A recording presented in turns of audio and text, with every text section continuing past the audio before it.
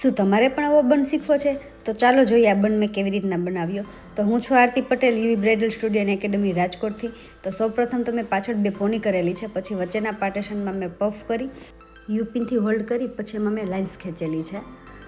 તો સાવ ધીમે ધીમે નાની નાની લાઇન્સ ખેંચવાની છે, જેથી કરીને આપણી લાઇન એકદમ શાર્પેય ના દેખાય અને ઓવરેય ના લાગે. નાની નાની લાઇન્સ છે ને એ બહુ સારી લાગે છે. અને પછી હાર્ડ સ્પ્રે કરી અને એને ફિક્સ કરવાની છે. પાછળથી મેં પિન કરી પફ કમ્પ્લીટ કર્યો. પછી આગળના બોક્સ એરિયામાં ક્રોસ પાર્ટિંગ લઈ અને રૂટ બેક કોમિંગ કરી એને એસ શેપમાં ઢાળી પછી એમાં લાઇન્સ કરેલી છે. લાઇન્સ હંમેશા નજીક નજીક અને એકદમ ક્લીન હોવી જોઈએ, જેથી કરીને આપણી હેરસ્ટાઈલ બહુ સુંદર દેખાય આવે.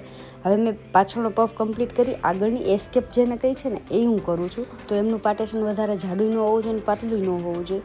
અને એવી રીતના કોમ ફેરવતો જવાનો અને આપણે જે આઈબ્રોનો એન્ડ હોય ને પોઈન્ટ ત્યાં સુધી એને સ્પ્રેડ કરવાની હોય છે. ને પછી એમાં લાઇન્સ ખેંચવાની છે નાની નાની. પછી લેફ્ટ સાઈડના પાર્ટેશનમાં પણ એવી રીતના લાઇન્સ ખેંચી અને મેં કમ્પ્લીટ કર્યું હતું. પછી પાછળ મેં બન કરી, બંને સાઈડના રબર કટ કરી અને જે સાઈડના હેર વધ્યા હોય ને એમનું વેરિએશન આપેલું છે. તો ફાઇનલ લુક હેરસ્ટાઈલનો એવો લાગે છે. તો તમને આ હેરસ્ટાઈલ કેવી લાગી કોમેન્ટમાં જરૂર લખજો. આવા વિડીયો જોવા માટે અમને લાઇક, શેર અને ફોલો કરજો. બાય.